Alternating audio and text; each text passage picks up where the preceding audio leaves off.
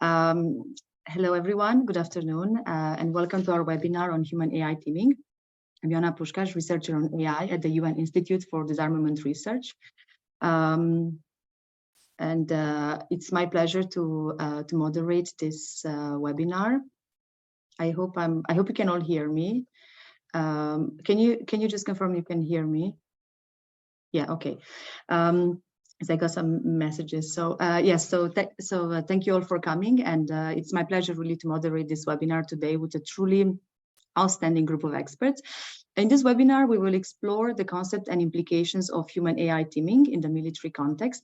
And before I introduce the speakers and give them the floor, I will make just a few very brief introductory remarks to set the scene for our event today. So, why are we referring to humans and AI systems as teams? A very simple answer is that as AI becomes more powerful, the technology is increasingly equipped to make decisions and work collaboratively with humans rather than having a strictly reactive role. Human AI teaming recognizes essentially that humans and AI systems work best when they leverage each other's strengths. Now, it should also be mentioned, and I think some of our speakers today will clarify this even further, that although the concept has become very popular in the past 5 years or so, it is not strictly speaking a new concept in the sense that earlier references to human autonomy teaming were made in the literature even in the 90s. What is new now, however, is that the concept is less used in a purely conceptual way and is increasingly seen as practical and applicable. As you know, and I'm sure many of you following us today, especially those involved in the discussions at the group of governmental experts on laws, a common theme that underpins the continuous development of AI and the fielding of autonomous systems is human control, and connect to it how to ensure that the interaction between humans and AI systems is adequately calibrated to enable safe use and an optimal or a desired level of control. Our research here at UNIDIR has previously explored various aspects of human-machine interaction, and this webinar is a continuation of our research and efforts to unpack the complexity of this relationship and of the implications of AI and the deployment of AI-enabled autonomous systems. So now please bear with me for just 2 more minutes while I introduce our speakers, and then I will give them the floor. Please note that just in the interest of time, their full bios are on the website, so I will just introduce them by an abridged version of their bio note. They will each speak for about 7 to 10 minutes, and we will have about 30 minutes or so at the end for a group discussion. So our first speaker today is Dr. Julian van Diggelen, who's a senior research scientist at the Department of Human-Machine Teaming at the Organization for Applied Scientific Research in the Netherlands. He also leads the ELSA Lab Consortium, and today his remarks will focus on human AI teaming in defense and on managing strengths and weaknesses of humans and AI systems. Our second speaker is Dr. Micah Ansley, who's president of SA Technologies, engineer and former chief scientist of the United States Air Force. She has authored over 200 scientific articles on situational awareness, decision-making, and automation. And today she will cover key aspects about human AI teaming in command and control.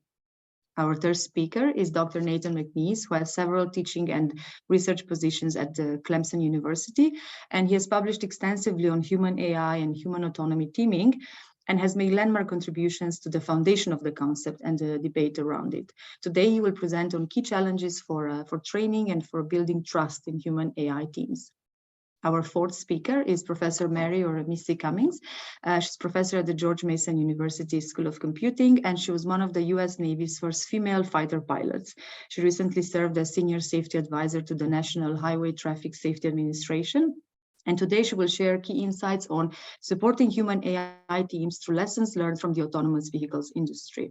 And last, but certainly not least, I'm pleased to introduce Dr. Amenatullah El Asadi, who's research fellow at the AI Center of ETH Zurich, which is the Swiss Federal Institute of Technology. And she has worked and published on data analysis, visualization, computational linguistics, and explainable AI. And we've all heard a lot in recent years about the importance of making AI more transparent. And her remarks today will highlight the role of explainable AI and visualization approaches in human AI teams. So without further ado, I will just give the floor to our first speaker, Dr. Van Diggelen, who I believe also has a PowerPoint to share. So please go ahead.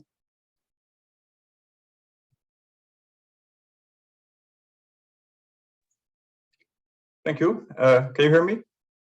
Yes. Yes. Okay. Well, thank you for inviting me. So today I will talk about human-machine teaming in the military, which is of course a very morally sensitive situation, and particularly I will focus on the need for emotional engagement for achieving meaningful human control. So this iceberg picture was also developed by UNIDIR, and it shows that a morally sensitive event like attack on a target never happens in isolation. So what we see is usually the tip of the iceberg where the morally sensitive activity takes place. But before that, on a strategic, operational, and political level, many people were involved to plan that attack. And these types of icebergs are present everywhere, not only in the military domain, but what we see is that on the front line where the morally sensitive activity happens, people are typically emotionally engaged. It's where the soldiers are on the ground and making difficult decisions. It's also where, for example, in AI-based recruitments, people have contact with people and hire or don't hire people. And below that, in the back, there are people planning these organizations and writing these, programming these systems, and they are usually less emotionally engaged. So what could happen when we apply AI in these types of organization? An unlikely scenario is, of course, that everybody gets replaced by an AI system. And this is not only unlikely because AI cannot do it alone, but also because we do not want that. We do not want a full dehumanization of our organizations. And that's also what these people talking about meaningful human control are all on about. They are not so much concerned that they believe that the system will not work in the end, but they do have some fundamental objections towards AI-based systems, machines making decisions about life and death, because that is something that should be done by humans. So the humans should be involved in the system as a moral agent. Okay, so what we see happening when organizations try to involve the humans in their AI-driven organization is that usually at the front, for example, on the battlefield, people get replaced by robots, and that the human is more involved in the planning phase. So the control is shifted to an earlier phase in time. And because we are interested in emotions in this talk, that means that the control is done by people behind the desk. So they set the parameters for what is morally acceptable and what is not. And they set the parameters with respect to how much collateral damage is acceptable and not. But you see that it is a more the emotions get less in these organizations. So then we can ask ourselves the question, what is the role of emotions in making moral decisions? Well, of course, there are downsides of emotions in these organizations, and there are strong arguments, and there are people that also think we should get rid of these emotions when in moral decision making, because they could lead to worse decisions. They have the risk of post-traumatic stress syndrome, and they are much more difficult to standardize. But on the other hand, we know from science that emotions are needed for moral decision making. They are a very important source of information that makes us aware of our values, and they activate intuition and they stimulate engagement and learning. So we can't get rid of these emotions, otherwise it's not a real meaningful human control.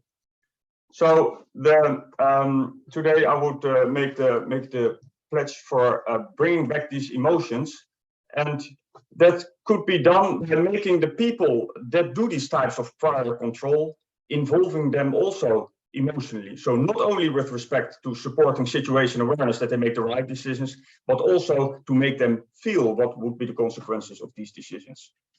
For example, using immersion techniques, making them better aware of what could be the consequences in order to stimulate a real engagement. So the conclusion of this pitch is that if we really take this notion of meaningful human control seriously, we should involve the human also as a human, including their emotional capacity to reason. So that requires special attention for designing these systems such that these emotions are supported. And I like the slogan of the Stop Killer Robot campaign, which states less autonomy, more humanity. So that means bring the human back as a human and not as an information processing node. Thank you. Thanks, Julian. We'll have more time to engage with all of this in the Q&A section. So I'll just hand it over now to Dr. Ansley to discuss human AI teaming in command and control.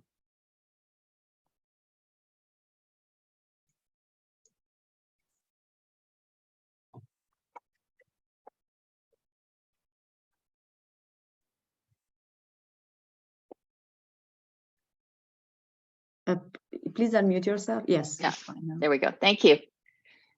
Hello, everyone. I'm going to talk today about the role of transparent understanding in human AI teaming. And thank you very much to the first speaker who gave a wonderful introduction to, I think, the importance of creating effective human AI teams. We think that basically human oversight of these autonomous systems is going to be necessary for the foreseeable long-term future. And that's because AI is still not capable of handling many situations. While I can learn a lot of routine things, particularly unforeseen and unlearned situations, which become very common in military environments, in disaster response, and in disturbed environments that we often have to work in, AI will not have the experience base to be able to handle those sorts of situations effectively. We think that because of this, synergistic human AI teaming is going to be critical for success. It's needed for overseeing what the system is doing, for intervening appropriately, and for any type of coordination and collaboration function. In looking at human AI team performance, there are many aspects of this that are important. It includes things like decision-making, bias, which has an effect on your ability of both the human and the team AI to make effective decisions, to teamwork and coordination. The role of trust has received a lot of discussion, and then team situation awareness, which underlies all three of those things: trust, decision-making, and teamwork.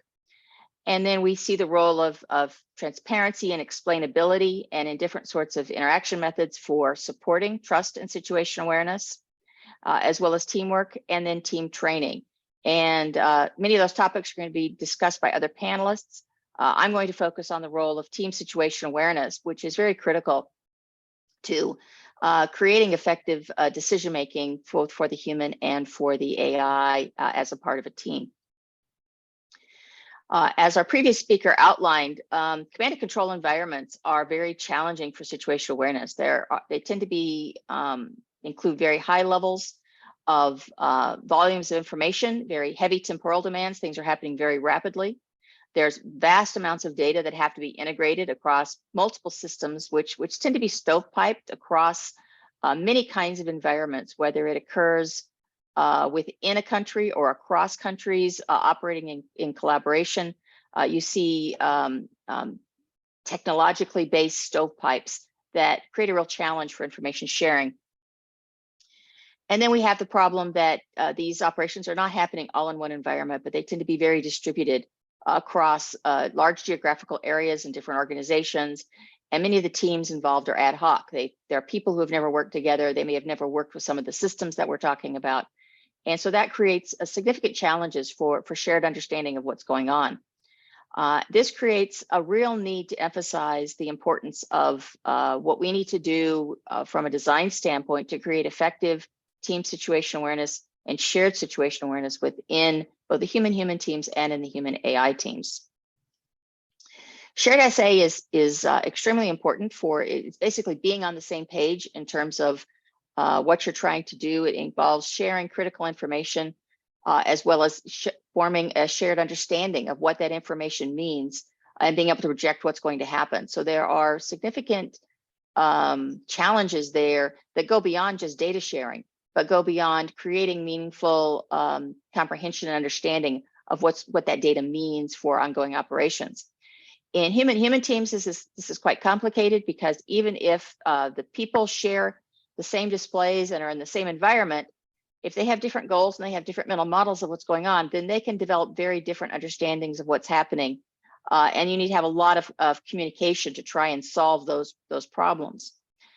So doing things like making sure that we are creating common shared displays, that we get people on the same page in terms of goals and mental models becomes very challenging and very important.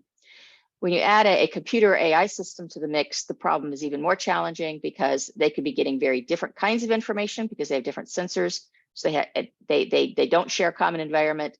And then if their models are different and their goals are different, they can come up with very different understandings of what's going on in that environment very rapidly. So one of our challenges here is how do we get people on the same page in terms of people and the AI, in terms of having not only shared goals, we want to make sure that the AI is operating with the same intention that the human people have, because we know what we're really trying to achieve. But also that we make sure that we're operating on the same data set, that we understand, we have a common understanding of the environment.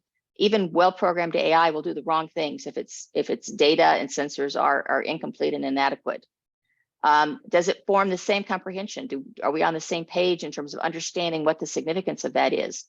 Because human mental models and computer models could be very different. That means that we have to make those sorts of things much more explicit in the environment so that we can line up and establish what the meaning of information is and to project what's going to happen.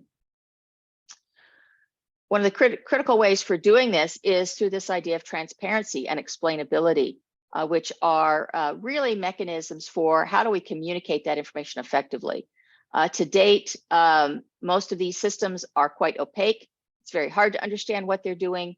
We've left people in the dark in terms of trying to guess what systems are going to do through lots of repeated experience, and even then they can be surprised by what they're going to do. So it's an area that I think needs a great deal more attention in the development of these kinds of systems. And I do want to mention briefly how I'm defining transparency and explainability.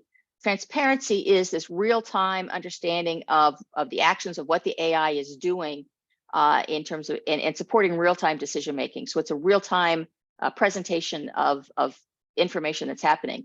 Whereas explainability tends to be answering the why question. Transparency says, here's what it thinks is happening and what it's intending to do. Explainability says, here's why it's doing that. So it tends to be providing explanations in a backward-looking manner into why it came up with its decisions. And those primarily contribute to the mental model or your understanding of how the system is going to operate. Both are very important, but they're slightly different. And one of the things we've been working on is what really do we mean by transparency and how do we communicate that effectively? And our real goals here are to provide understandability and predictability of the system, to make sure people understand its reliability, how well it's functioning. And that includes both its incoming data as well as its algorithms, how much confidence people should have in the fusion algorithms that are used and in its system assessments, and how reliable and robust the system is for handling the kinds of situations that it's in. Is this in a unique situation it's ever been trained for that's very different, or is it slightly different than its training set in ways that are going to be meaningful to its operation? So these really answer the human's problem of what is it doing, why is it doing that, do they need to intervene, and transparency is key to that. As one simple example here, I'm sorry, basically the transparency tries to get at not just task performance, those levels of SA, but also oversight and intervention information associated with the state of the automation. What state it's in, is its SA sufficient? How well is it able to perform tasks? What is its task status and performance, its projected actions, and the impact of its actions on others? And then as we develop more effective teams working together, then we need to get into teamwork aspects. And so that has to do with making sure you have shared goals, who has which functions, and what the decision strategies and plans are. And these types of information goes to support team coordination and cooperation. So all three aspects of shared SA, I think, are going to be important in effective human AI teams. As one example, a simple example of this, I'll just show an example of this applied to the Tesla Autopilot, which is a good example of AI that's currently in operation, working with humans not necessarily in a very effective teaming arrangement. But to get them to being more transparent, the top display shows what the current AI autopilot display looks like for the Tesla. The blue lines show that what the vehicle sees in terms of the roadway. It shows what automobiles it sees, and it's got 2 modes in there in terms of whether it is controlling speed and whether it's controlling steering. So some of the aspects of shared of transparency are good.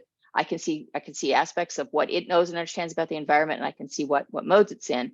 But I'm still left to guess, what is the vehicle going to do? Its ability to be understandable in terms of its behaviors and to be predictable is very low. And so an example of adding projection of actions would be to communicate, for instance, sometimes it will just go off into an off-ramp without warning. And a better display that's more transparent would show you not only what its future trajectory is, but the fact that it's going to speed up as it goes off the off-ramp. Another unexpected behavior that it has is that usually people want to slow down on off-ramps. Instead, it speeds up because it's no longer behind a slower vehicle in front of it. So that kind of information is just an example of making it transparent and understandable as to what it might do. Another important aspect for transparency is to make it understandable when it's going to not be able to perform appropriately. So lane merges are a good example of where it's a contextual understanding that's important. And you can predict that when you get into lane merges, the car can weave back and forth as it seeks to have the same path that it had before. And so just having warnings in context of where it can and can't behave. These are examples of transparency that we're looking for.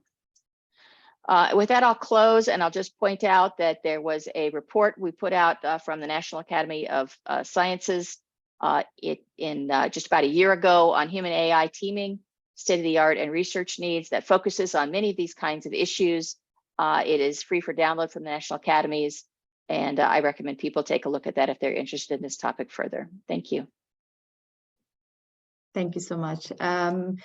Let's continue with Dr. McNeese, who will share a few thoughts on what does this all mean for training and how we can foster and build trust in human AI teams. So I hope you can, yes, you can share your screen and you have the floor. Yeah. First, thanks for the invitation. It's an honor to be here. And it's also always a fun task to follow up Dr. Inslee on a presentation. She always does such a lovely job. So I'll try to at least get near the level of quality of her presentation. So I'm going to be talking about key criteria and challenges for human AI/autonomy teaming.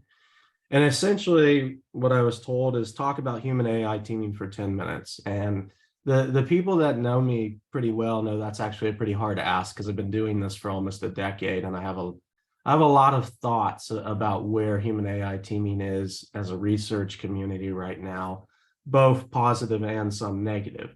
So I'm going to try to scope this a little bit and stay on task. So what we're going to talk about at the very beginning here is going to be definitional qualities. I think this is one of the most important areas that, as we continue to evolve as a research community and the concept and construct of human AI teaming continues to gain more popularity, we have to lay a firm foundation on what this definitionally is. Because if we don't follow some form of definitions, then the concept itself becomes whatever people want it to be.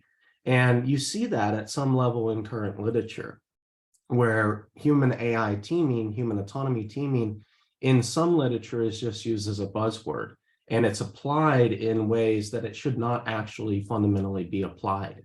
And that's worrisome for me as somebody who's been doing this work for a long time. What I've tried to do for the past decade, basically, is lay the foundation for what human AI teaming is, both conceptually and from an implementation standpoint, and really build on some of the prior work that started in the 90s when we first started talking about this more from an automation standpoint, where we had human automation teaming. We've gone into human autonomy, human AI teaming.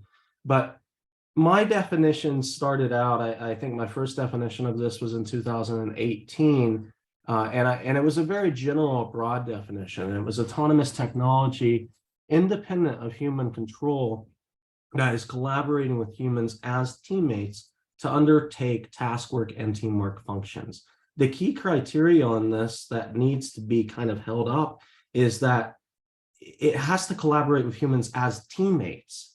That's the key. And it has to have task work and teamwork functions. So much of what we're seeing currently in the literature is human AI collaboration or human AI group work being called human AI teaming.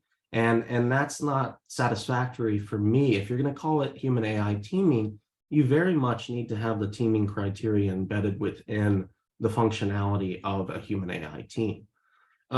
In 2022, so just last year, my colleague Tom O'Neill and I produced a literature review on human AI teaming, where we looked at 76 empirical studies to really understand the state of the art of the community and the concept.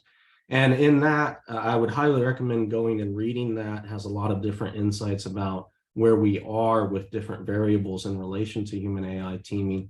But in that, we also took my initial definition from 18 and tried to create it into a little bit firmer, more criteria-based definition. And what we did there is we defined a HAT as a team of 2 or more members working interdependently toward a common goal, which is, if you know human-human teaming, that's directly from human-human teaming. But at least one of those 2 team members has to be an autonomous agent. And that autonomous agent has to occupy a unique role on the team and possess a significant degree of agency. So what we're looking at here, again, a key criteria from human-human teaming, which is interdependence. So that's where I stand in terms of definitions with human AI teaming. And I think we really need to focus in on this. These are just my definitions. Certainly there's other people that have put forth definitions. I don't necessarily care what definition is used as long as it falls within the parameters of a human and AI collaborating towards teaming initiatives. I'm going to focus a little bit here and talk about something that I think is incredibly important. I was asked to talk about training in human AI teaming, and a lot of people ask me about training in human AI teaming, and that mainly comes from the robust literature base that we have on training in human-human teaming. So it makes sense that we need to start talking about training in human AI teaming. But before we talk about training in human AI teaming, the thing that I want people to really start talking about first is what I'm broadly terming education in human AI teaming. We need to educate people first and foremost on what human AI teaming is, what the expectations for it are. And this begins with a lot of problems that are relating to technical and AI literacy. In order to really understand the concept of human AI teaming, we need to overcome some of the basic AI literacy issues that we have regarding AI and the understanding of what AI is and what it should be used for in an accurate context. We know from some of my own research that humans see AI teammates as fundamentally different than human teammates.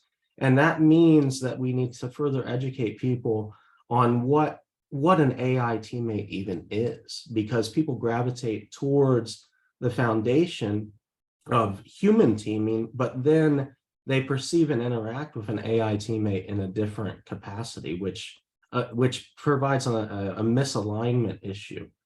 Finally, you need to understand, as I've already said, understand the human AI team from both a conceptual and practical point of view, which is a need for research and implementation moving forward.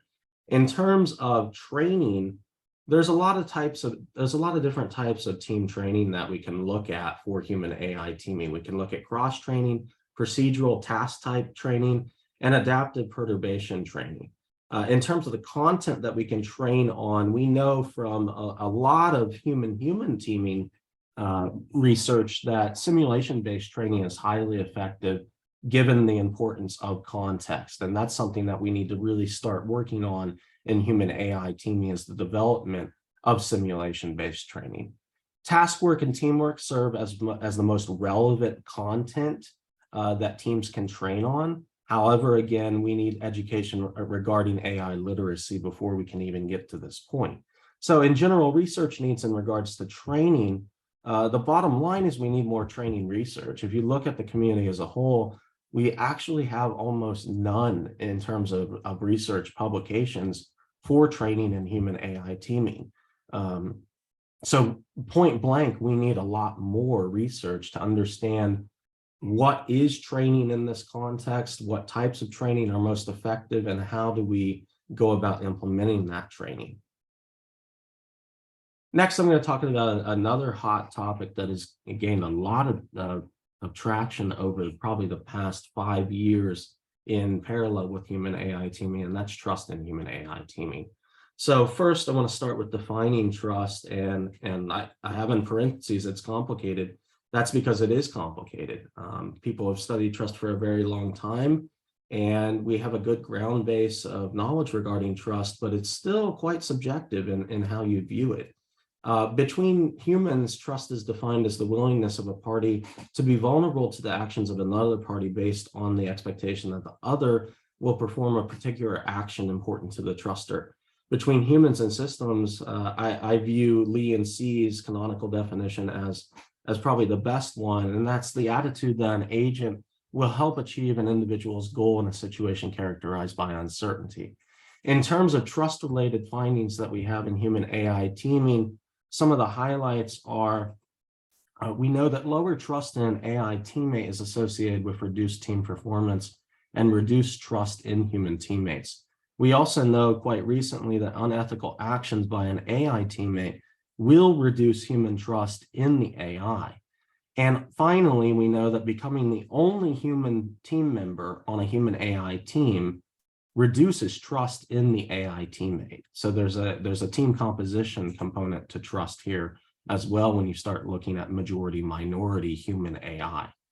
There's a lot more work that needs to be done in this space. We need multidimensional data collection of both subjective and objective types of data that lead to teaming inputs of trust. We need to break down trust into more manageable sub-concepts. One of the issues that I have with trust and trust research in general is that we just refer to it as the general concept of trust, and we don't do a good job looking at the inputs of what lead to trust. Trust as a general concept is actually quite ambiguous. So in order to effectively study it, especially in a teaming context, we really need to be breaking this down. And then finally, we need real-time measurements. And there's some really good people that are working on this right now, and I'm looking forward to the work that's coming out soon on that. Finally, in terms of a content variable area I want to talk about with human AI teaming, I want to touch on performance. The way that we operationalize human AI teaming performance is usually done from 4 different dimensions. We look at objectivity, subjectivity, and then individual and team level performance. So objectively speaking, we typically look at composite team scores, things that are fleshed out through time, accuracy, objectives completed. There's accuracy, again, that's a typo, and resource usage. And then we have individual scores as well that we can aggregate at the individual team role level. Subjectively, just a small sampling of things that we look at is the perceived team effectiveness survey. We look at workload. We look at a lot of other survey metrics for subjective measurements of human AI team performance. Performance-related findings, really it depends on team and context, much like we see in human-human teams. So it's hard to say, especially at this early stage in human AI teaming, what is the summary conclusion in relation to performance of human AI teams. It depends. Things that we do know is that higher levels of agent autonomy performance tend to result in better teaming outcomes. Finally, mixed human AI teams have outperformed human-only teams. This is from my own research, but this is a caveat of that research occurred in a highly specific task environment, and it's highly related to the task complexity. Generally, looking at the research as a whole, we see that hats tend to lag in performance relative to teams comprised of only humans. And the reasoning for this is my hypothesis, is because we have not been developing AI agents as actual teammates. We have not been developing AI agents that exhibit teaming behaviors. A lot of human AI teaming to this point has been taking an AI agent and putting it on a team of humans.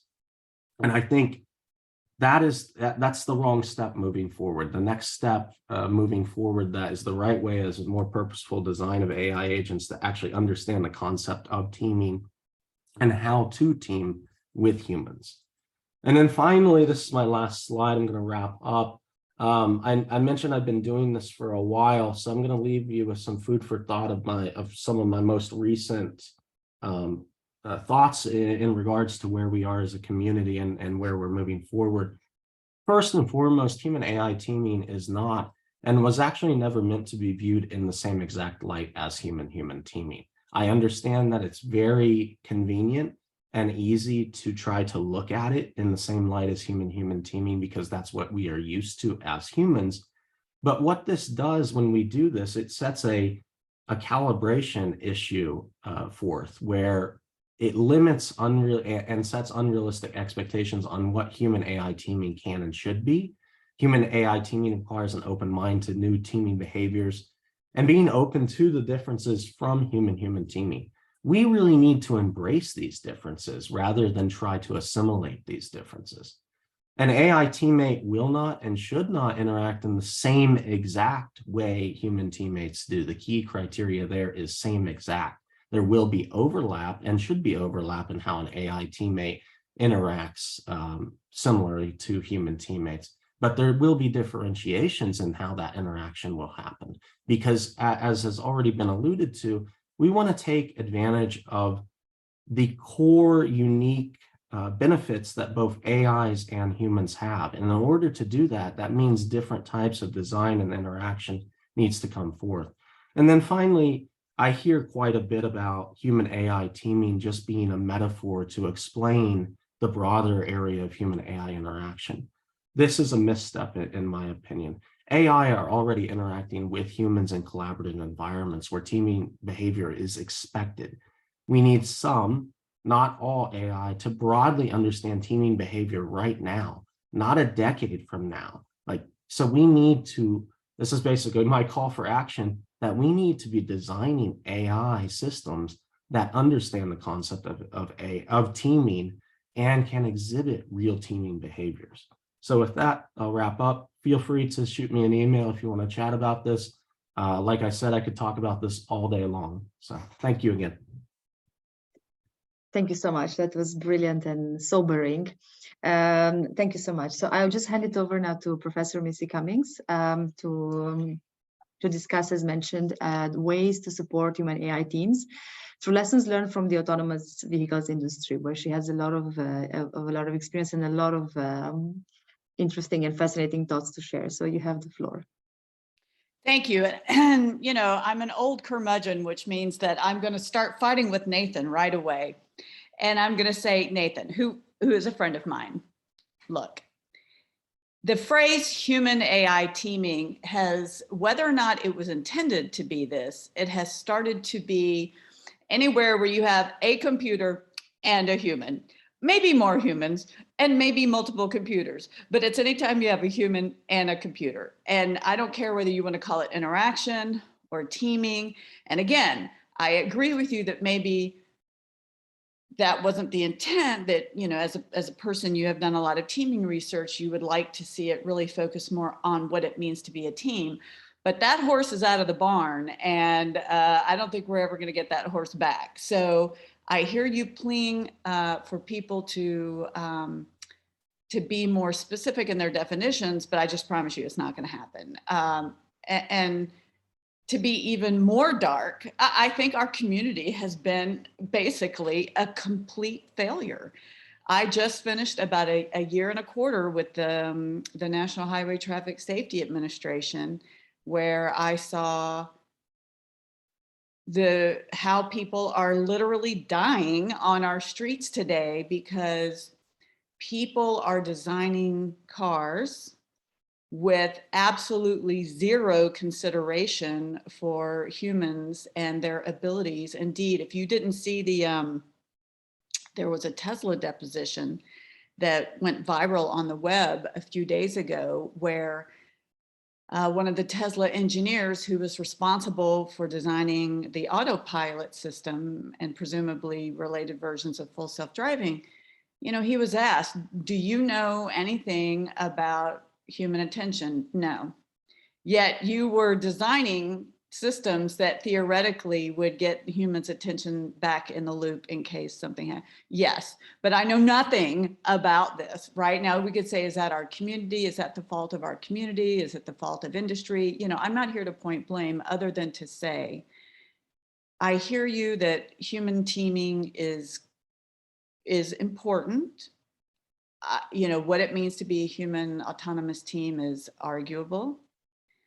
But we now are in a situation where in everyone's daily life, if you are not in a car with autonomy, you are exposed to the threat of a car, of someone else driving near you on some kind of autonomy. And in practice, there is virtually no consideration for how humans may or may not be able to attend to that autonomy. And it's not just a Tesla problem. So when I was at the National Highway Traffic Safety Administration, it was my job to every day to read all the autonomous crashes, whether we're talking self-driving or driving assist the day before.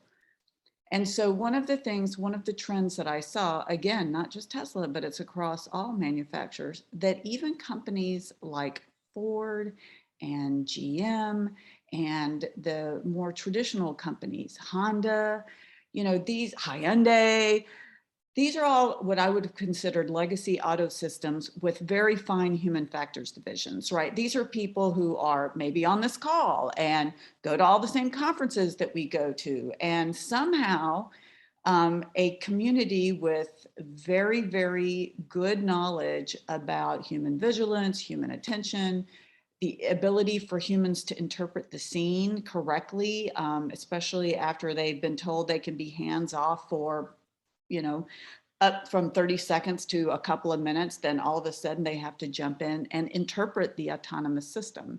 So, you know, we're seeing accidents from these companies as well. Companies that we think had this problem figured out, and now they don't have this problem figured out. And so Nathan, I can hear you saying to me, oh, but Missy, this is interaction. It's not teaming. And then I think this is a good time to talk about, well, I'm not sure I agree with you on that point, because look, in cars, when you turn over the driving to the autonomy and you're told that you can go hands-free, I consider that autonomy on the car a teammate. That car is there to drive the car for you. And in theory, because of the driver monitoring systems, it's supposed to be monitoring you to know when you're capable of taking over and when you're not taking over. So I could see where people could argue successfully either way. Is that a team or is that interaction? And I'll tell you, I don't really care what you call it anymore. You know, I think that we spend, and I agree with Nathan on this point, we spend way too much time trying to pick apart what we're calling this thing. But what I am telling you is, in the driving world, whatever you want to call autonomy, and especially driver assist, that is, we have failed as a community. And I don't know whether, you know, the question is, you know, can we increase our footprint? How do we convince companies that they need to have human factors divisions? I mean, it's like insane. In the world that we live in, the most advanced safety critical human AI interaction right now is in vehicles that we drive every day. And many of these companies have zero people with the expertise needed. So what can we do in terms of raising the profile of what we do? I think this is a critical component. We as a research community need to become more assertive that what we're doing is incredibly valuable. You know, I've been doing this for 20 years now. I don't think my research has ever been any more relevant than it is right now, because we're trying to push AI into systems, into safety critical systems where it's a frontier. We didn't know a lot about it, or I said that quote unquote, we didn't know. Like, look, we've got so much history from aviation automation. And granted, it wasn't AI, but you know, automation's pretty close. And so we had some good ideas about, you know, there were lots of me and others, Peter Hancock, you know, there's been a ton of us that have done these, you know, the forecast that the driverless or the driving assist communities are going to have problems, and as they try to scale up these technologies. We were all right, but except nobody listens to us, right? So I do think that as a community, we need to work harder to assert the fact that AI teaming, whatever you want to call that, is critical. We need to join ranks and be more of a voice. And the reason I say this is because one of the issues with all the naming and what I call the fiefdom building is that there's always this kind of unspoken war between computer scientists who do HCI research, human factors, engineering psychologists, sociology, like, I mean, just name it. Like, there's a bunch of us that are all kind of in the periphery doing very similar work, except that we want to give our work a different name. Oh, it helps with funding. Oh, it helps define us. And, you know, the first group who's doing any kind of human factors related work, the first one to get to a good name, you know, is going to get their profile raised in the community. Okay, look, I appreciate the gamesmanship behind that, but one of the problems with the infighting that we're having as communities or sub-communities is that it doesn't help us in this bigger facet. Like, you know, in automotive companies, they all have mechanical engineers, they all have electrical engineers, they all have computer scientists. So these are very established, known fields. You know, I wish that we could all come together, and if it's not, give us all one name. You know, I always prefer human systems engineering, because I think that kind of covers a more broad selection than just human factors per se. But we need to assert the fact that if you have any kind of autonomy in a safety critical system, you absolutely need a human. And I will even, or human factors person, and I will even tell you that the self-driving world, so people say, well, as soon as you go to self-driving, you don't need these people. Oh, you could not be further from the truth. One of the issues that we're seeing in the self-driving world is the inability of a bunch of engineers, some of which probably 10% are on the Asperger's spectrum. So I wouldn't say that they're the most empathetic group to begin with. They develop models of drivers that are completely wrong.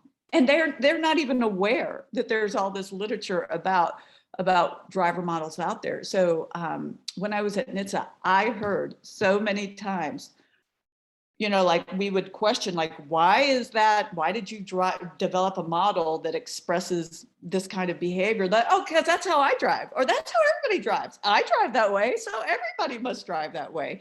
And, you know, and it was kind of, I mean, it was funny if it weren't dangerous, right? The fact that people are engineers that go into a lot of the self-driving companies are developing predictive models of humans, not really realizing that there's a rich corpus of literature out there and how they could even leverage that.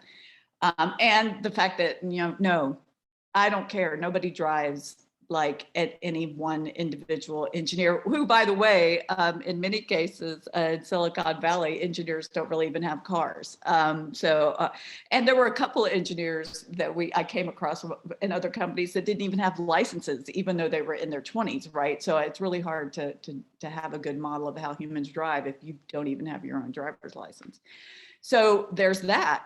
But I think the other missing piece of the puzzle is humans are designing artificial intelligence. This is another, you know, you could argue, is this teaming? Is this interaction? But the fact of the matter is, teams of humans design an AI, multiple algorithms that, so you could even argue teams of humans are designing teams of robots or bots, AI enabled, whatever.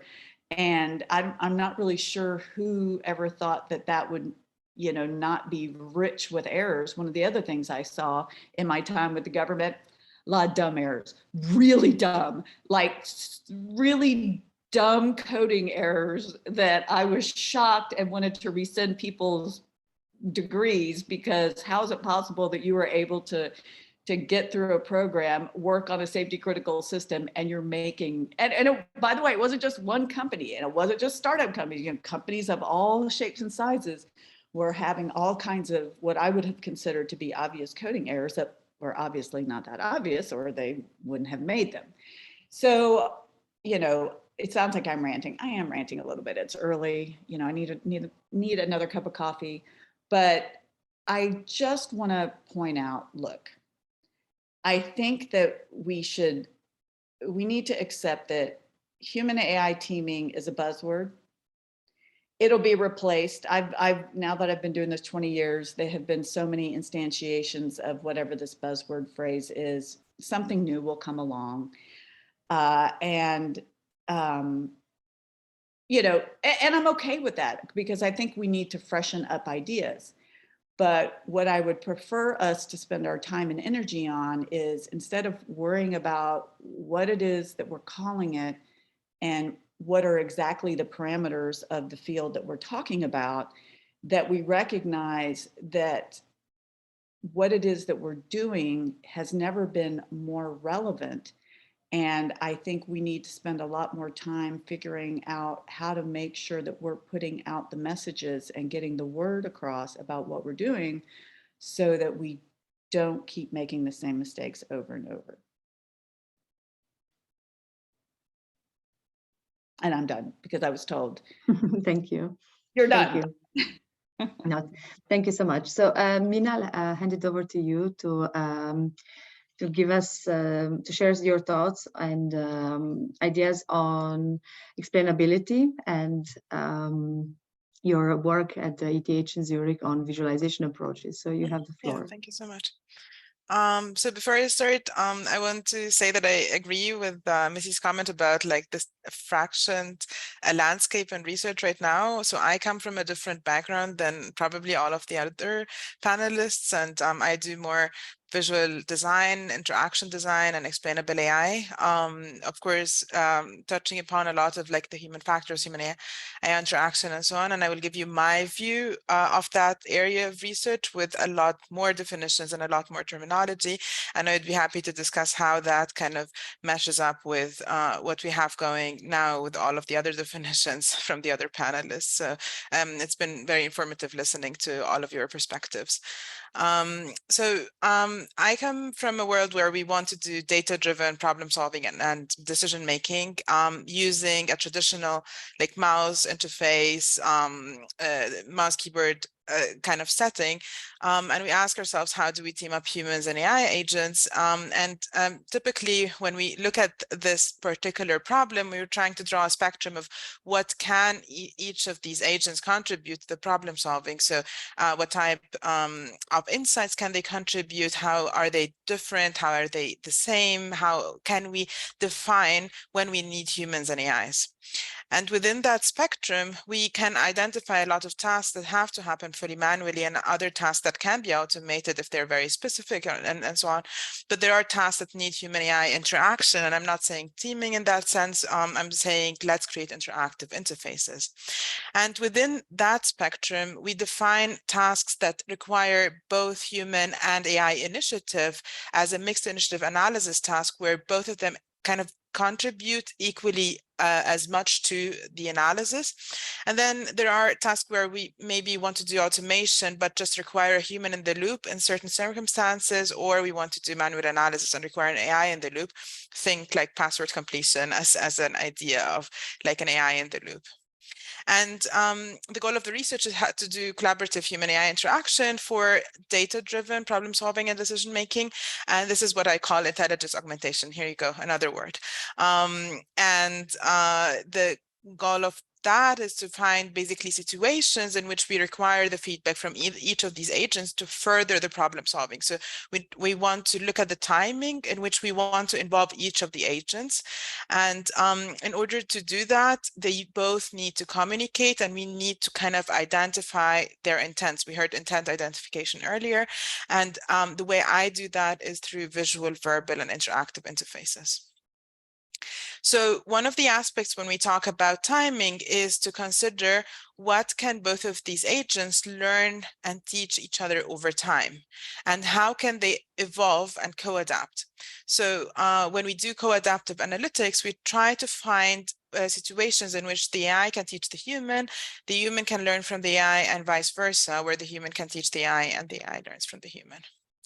Now, in order to do that learning and teaching, we need to perform some explainability. So we need to understand and reveal the decision-making processes, both from the AI and the human. So we need to understand the decision-making process of the models in such a way that it's faithful to the model. So we actually know exactly what happened in the model, and we're not just like composing something that makes sense, but it's not really what happened in the model. And at the same time, it needs to be comprehensible to the target audience. So we cannot kind of use a lot of jargon when we're explaining to novices and so on. And using these two criteria, we can then define explainable AI as an area of research that is trying to show us what have the models decided. And that is kind of the algorithmic centric XAI research that happens a lot in like the machine learning community. But there is also a lot of XAI research that focuses on how does that decision align with human understanding. And that's more the human centric side of things. And that happens more in the HCI and visualization communities, where we're trying to figure out how can we visualize and how can we display these types of models. And typically within this interactive and explainable AI setting, we have a pipeline that starts with some data. We train a model, we train an explanation model that's typically another black box, get an output, present that, and get feedback on it. And the goals here is to achieve, on the one hand, high accuracy of the mapping from the data to the AI. We want a high fidelity, so accurate mapping of the explanation. We want an accurate representation of the output, and we want to have effective interaction so that we actually feed that back to the model. And within that area, there's a lot of terms that have been kind of thrown around, going from the intelligibility of the data, the transparency of the model, the interpretability of the XAI, and the comprehensibility of the representation. Now I talked about timing a little bit. There is another factor of time, which basically relates on the process in which XAI is being performed.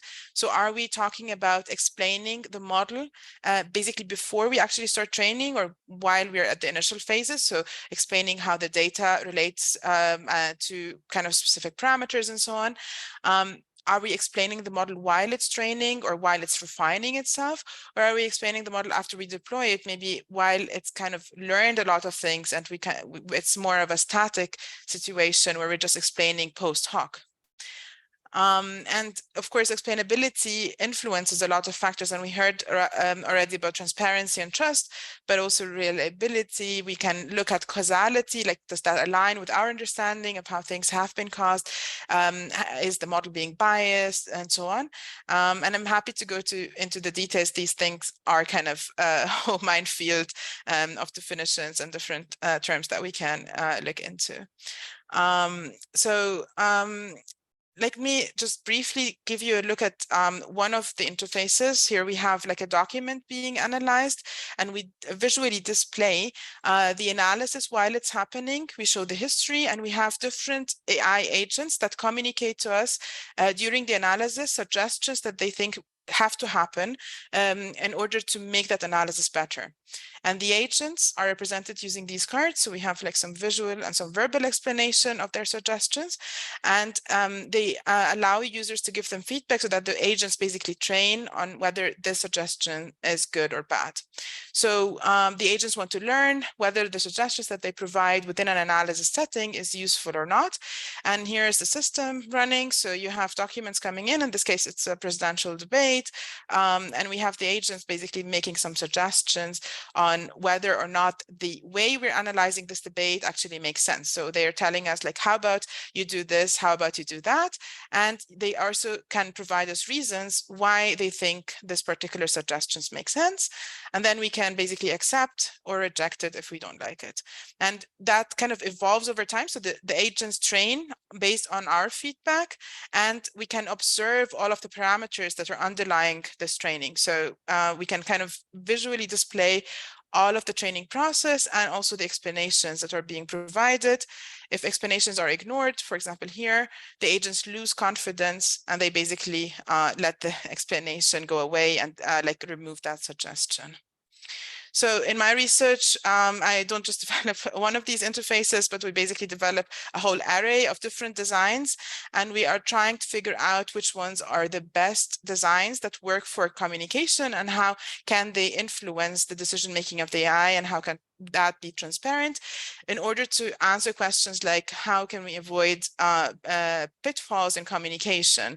So basically we need to adapt both the agents in their analysis and guidance over time. We need to tailor our design of the different workflows that we present to the users. We have to combine visual and verbal explanation mediums, but maybe also others in order to be as accurate as possible and maybe even redundant with our explanations. And we have to pick up the right metaphors for communication. So sometimes I refer to AI models as minions, and that would make perfectly sense if someone is a novice and doesn't really work with AI at all. So we need to pick the right level of communication. So in general, this research is about effective and empowering communication interfaces for collaboration. And the last thought I want to leave you with is to consider who are the stakeholders of AI systems. So how much do they know about AI, and what is the domain knowledge that they have that they can contribute? How much can we rely on their interactions? And based on our stakeholders, we can define multiple different interaction interfaces. And for example, if we consider the general public, we might want to provide interfaces that are kind of self-explaining, that have a lot of onboarding and guidance and so on. Here are a couple more examples. For example, in music, here we team AIs and AI agents and human agents, for example, for music analysis. And that's a completely different context than if we, for example, try to develop machine learning models, or we try to look at medical application settings where it's much more crucial to kind of get things right. So maybe we need to explain more or like be more specific with specific aspects that might be inaccurate. Or if we want to explain very complex aspects, for example, in computational linguistics, where the underlying models are just much, much more complex than can be represented in one screen. So I rushed through a lot of these demos. Feel free to check them online. They're all available there, and you can play around with these types of agents. And just to kind of echo what has been said earlier, I just pasted these two papers here that we kind of wrote as a position to the machine learning community. We need to be aware that we're not kind of generating harmful rationalizations when we are doing this teaming and interaction, so that humans don't just like tell us stories about what they saw in our data and so on, but they actually know what's going on. And we need to be aware when we model humans that we're not just kind of creating a 3-parameter human that is based on a distribution, but we can actually develop human models that are more accurate based on the research that is coming from the human factors community. With that, thank you very much.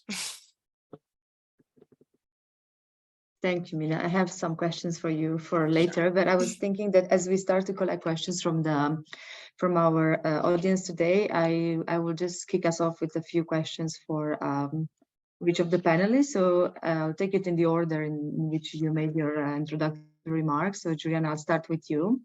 I know that Dr. McNeese did not like the mention of a metaphor when we talk about human AI. But I'll still, just for the sake of simplifying a bit the question and the discussion, I'll still refer to the human AI metaphor. So what are in your views the current limits to this metaphor? Are those limits hinging on the technology's limitations? So AI is not yet as intelligent and as smart as we would like it to be in order to be a full teammate, or are the limitations somewhere else? So what are your thoughts on the limitations of this expression, of this metaphor as it is today?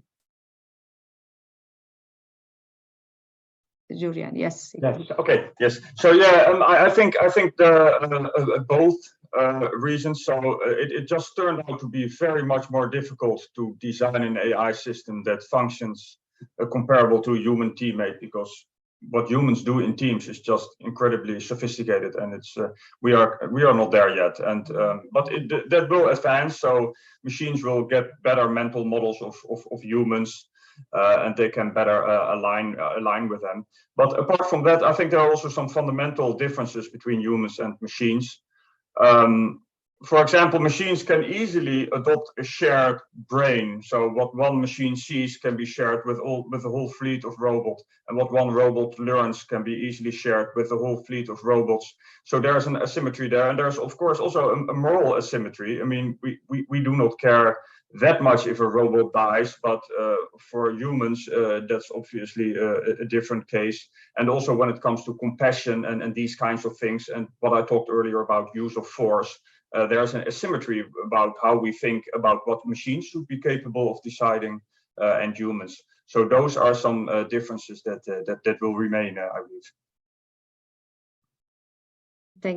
Thank you. So my second question was actually for Dr. Ensley, and the way I thought of it was I will combine it with what one of our participants wrote in the chat. So it's regarding command and control. So because of course our focus today, I mean, we are providing a more general discussion here about the concept of human AI teaming, broadly speaking, but our focus obviously is, and for most of our attendees, is on the military context and the use of autonomous weapon systems. So now let's take all this discussion in a way in the context of autonomous weapons. So Dr. Ensley, what are your thoughts on how command and control, if command and control, in fact, will this understanding or the challenges will shift as a result of increasing streamlining of human AI teaming? So also we know that the speed of decision making is going to be different in the case of a use of autonomous weapon systems. Perhaps even the decision making authorities within a human AI team are going to be different. So we put all of that in the context of a fast tempo of warfare, of fast decision making. What are your thoughts on how command and control in the context of human AI teaming will evolve in the context of weapons? Well, this is a very good question, because I think one of the challenges we have right now is that there seems to be this imperative that we have to use AI. And I think AI has been vastly oversold in that respect.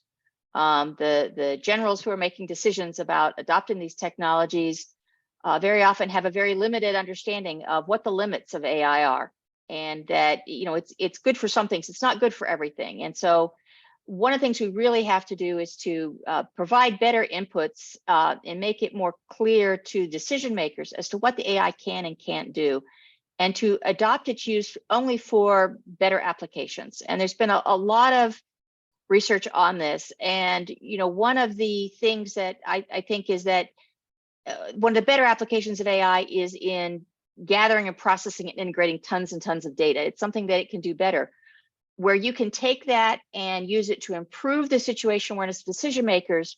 You tend to get much better outcomes than when you use the AI to try to make decisions or do real-time control actions. That's where you really get into a lot of these problems and losses of situation awareness. So the first part of that problem is creating an appropriate understanding of the limits of technology and where you want to apply it and where you don't want to apply it. That's extremely important. The second part of that question really has to do with accountability. And, you know, do you expect humans to be accountable for the decisions and behaviors of AI? I don't know of anybody who wants to take on accountability for systems we don't understand. And that's really what we're asking people to do, whether it's whether you're in an automobile or in a cockpit or in a command and control situation. Do you want to have accountability for these opaque and uninterpretable systems that you don't understand exactly what they're going to do? And I think that's a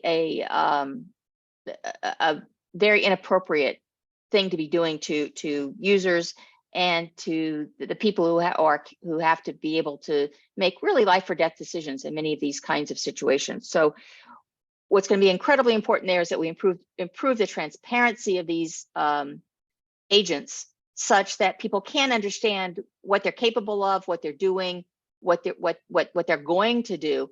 To give accountability after the fact, after it does something, isn't fair. You have to have predictability of what it's going to be able to do, and understanding of what it's doing in real time to be successful. So I think those are two really, really important components of what we have to do to make these things even remotely acceptable for use in critical applications like we're talking about. And my last comment is that those things have to be tailored to the needs of the decision maker. Very often what's happening in a lot of this work is it's being tailored to the AI engineer who's building that system. Their decision-making needs are very, very different than the real-time decision-making needs of the commander or the soldier who are having to interact with that system. And so they really have to be tailored to what they need to understand. And, right now, calling that human AI team is much more aspirational than it is real. None of us think that these things have teaming behaviors at present. They don't even have good communication capabilities at present. So there's a very long road to making them work in this type of fashion that we're aiming for. But the metaphor does provide a lot of insights into what some of those capabilities might need in future systems. Thank you. So to follow up on that, because you also discussed this idea of the importance of iterative design and building trust in a way throughout in the process of designing a system from the very start. We know this from a lot of literature that and from a system engineering perspective, that trust has to be embedded in the very fabric of a system. But I will turn to you now, Nathan, for a sort of an elaboration of this on the question of trust in human AI teams, because we know, like I said, that trust has to be embedded in the system in its own, it's in very fabric in the entire infrastructure that is behind it. But when we talk about trust in human AI teams, then finally, we know that trust depends on much more than just the system itself. There's also very personal, cultural, very subjective elements that are behind trust or a trust relationship. So how is your research, or how has your research so far been able to capture these variations in subjective sort of attitudes to trust? Because the same users of a weapon system, for example, to bring it closer to what our audience is most interested in. So the same, or users of a certain weapon system with different backgrounds, different cultural backgrounds, different sort of subjective elements of different idiosyncratic factors will approach a system with a different level of trust. So how has your research, or what have you noticed in your research in this regard? Yeah, I think there's a lot to unpack with that question. It's a really good question. It's one that I certainly don't have all the answers to, and I don't think any of us do. I guess I'll put on my Missy Cummings hat and be negative here. To be honest with you, I think a lot of our trust research is off the mark, because we don't have good enough metrics right now to even understand the sub-concepts of trust. And we're not measuring trust throughout a longitudinal time period for the most part. So we're not understanding how the development of trust is even happening. If you look at most publications, and some of these are mine as well, I'm not saying that we're doing this necessarily better than other people. It's snapshots in time of trust. And that's only giving a piece of the picture, I think. We need to do a much better job of having better metrics, both subjective and objective, triangulating those together to have more of a composite idea of what trust is. We need to be doing this longitudinally to understand how it is how the variance is occurring over time. And then the other thing that is specific to the teaming context when you talk about trust that quite a few people forget about is that you still have human teammates. And this is a point that is more broadly important than just the trust conversation. You still have human teammates in theory on a human AI team. Everybody wants to talk about the interaction of the human to the AI and the AI to the human, and completely not talk about human-human interaction that still is occurring on this larger team. And it's important that we don't do that, because the human-human interactions have a direct impact on the interactions of the human AI bidirectionality. And this plays out, you see it in trust. I have literature that shows this. You see that the interactions and perceptions of the human-human relationship have a direct impact on the trust of an AI teammate. So that's something, it's a piece of the puzzle that we are missing. One of the many pieces of the puzzle that we're missing is it's not just about the human AI back and forth when it comes to trust in the teaming setting. It's about all of the social network entities that are going on here. And indeed, the environmental entities, not just the agent entities. So if you go back to the Tesla and the autonomous vehicles, there's the environment that is the car as well, and that's having an overall impact on trust. So there's a lot of layers to the onion to peel back in terms of trust.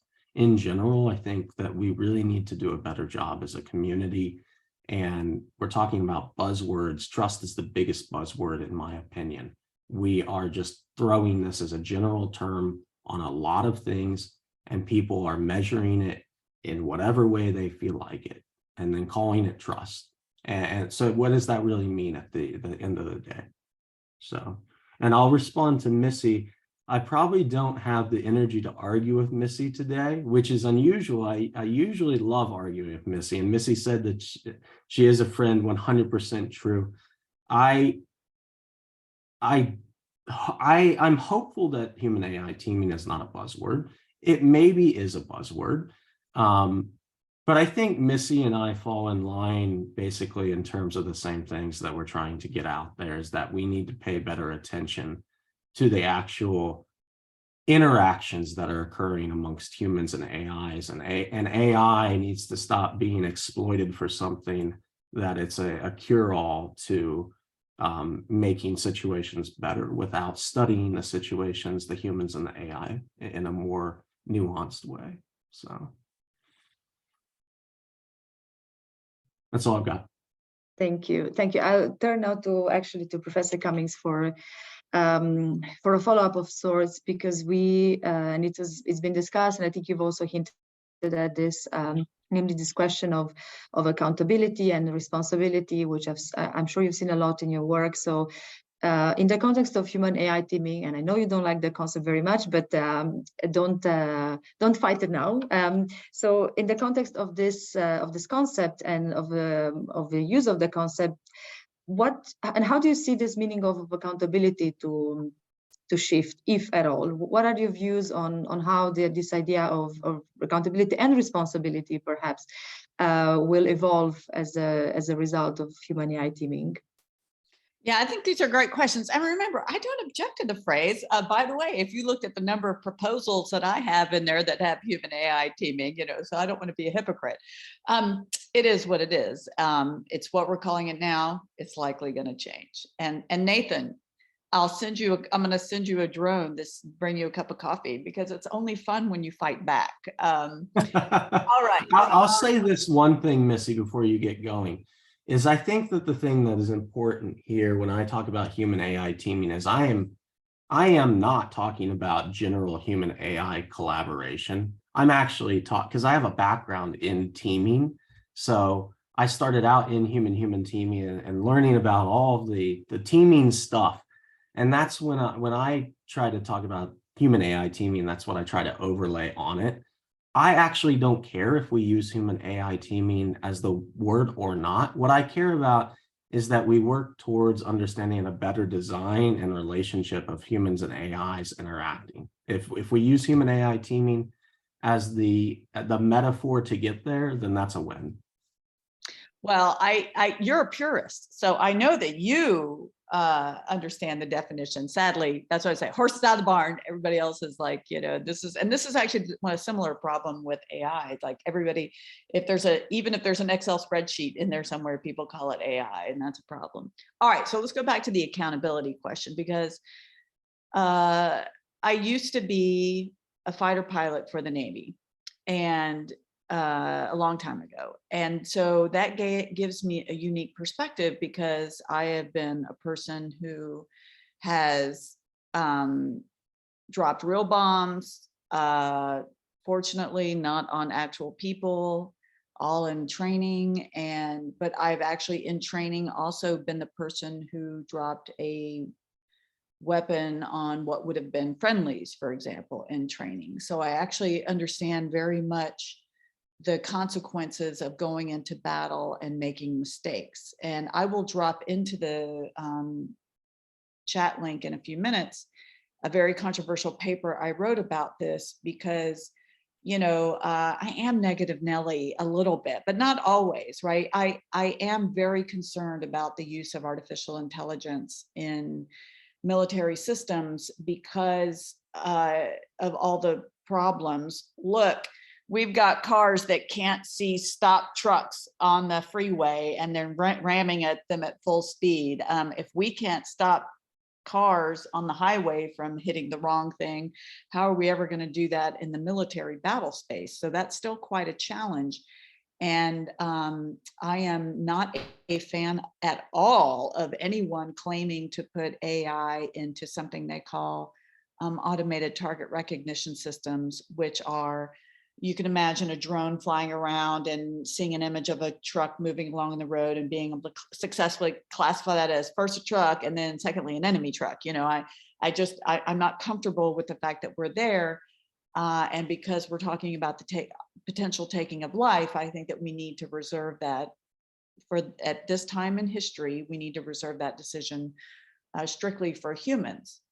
That being said, this paper I'll send you does have an exception carve out, and that exception carve out is for static targets. So for example, one of the things that as a fighter pilot, I would be given a brief that like, this is a building and you're about to go into this environment, and here's a picture of a building and this is what the building looks like from a satellite, and we want you to bomb this building. And okay, and then you get up into the area and there's weather and there's other people shooting at you, and you think you got your sensors, you think, is that the right building? Looks like building, it's a square, I don't know, yeah, okay, I'm under fire, I'm stressed, I'm gonna drop a bomb, and it might be the wrong building. And in fact, history is replete with examples of people dropping bombs on the wrong building. This is actually where AI right now is ready to go.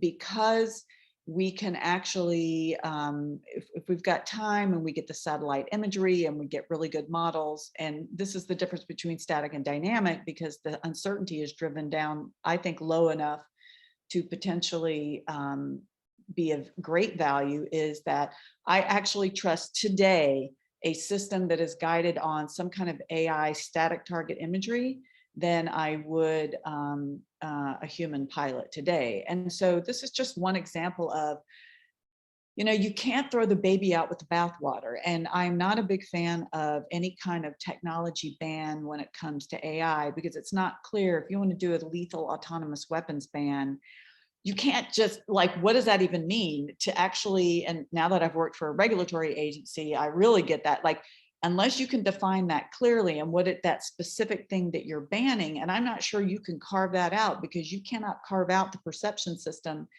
and ban a perception system, for example, because it works in the static case, but doesn't work in the dynamic case. So I think that we need to be very, very careful about broad statements of we've got to ban these things because they're dangerous. Look, I'm the first one to tell you they're dangerous.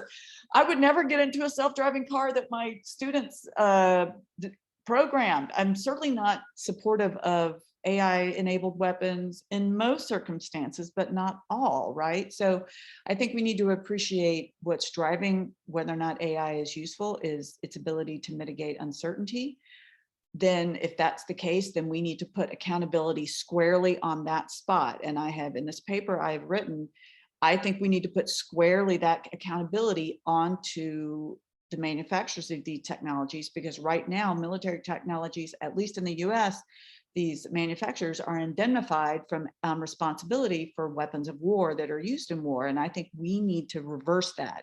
We need to, I don't want to talk about meaningful human control. That is a red herring. That is never going to be a useful argument. What we need to talk about is meaningful human certification. How can we say that we have tested, evaluated, we have done due diligence in these systems to make sure, and this is true actually for military systems, but also for commercial systems. Have you done the due diligence to make sure that you, within reasonable circumstances, that you know how your technology is going to perform? We need to let manufacturers, both military and civilian, from being able to hide under ambiguous cloaks and actually step up. If you're going to put these technologies that we know to have, if we can know that they have failure modes, obvious failure modes now, then that should not be allowed to go into any field, battlefield, or your everyday life.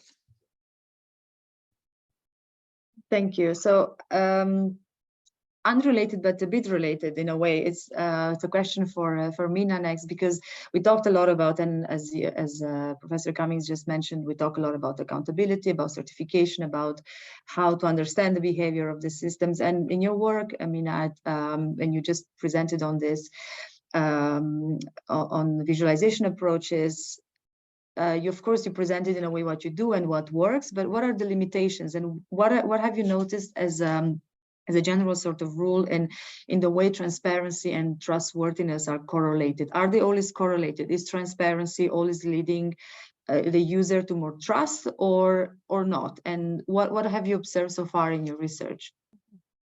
Yeah, thank you for the question. I think that's a really good pointer. So I think there are multiple aspects to what could be limitations, and one of them would be trust. Like, we can generate over or under trust by presenting these shiny visualizations, and that they could kind of hide some very complex aspect behind them that is kind of oversimplified, or then it gets undersimplified, or like all of these aspects kind of, it's a calibration aspect.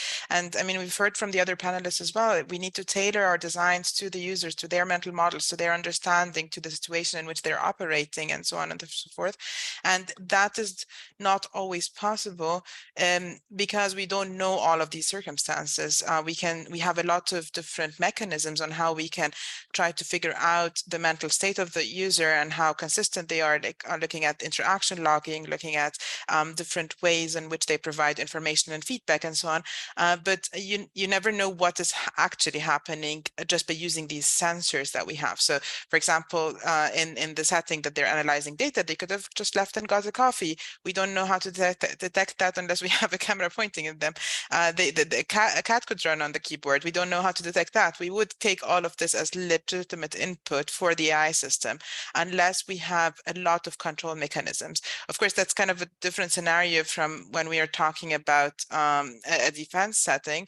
There we will have to have these kind of control mechanisms, but there will be other blind spots. So I'm just saying that you can extrapolate that always these sensing mechanisms are not really kind of getting the whole picture, and they cannot adapt to everything as rapidly as a human can in these situations.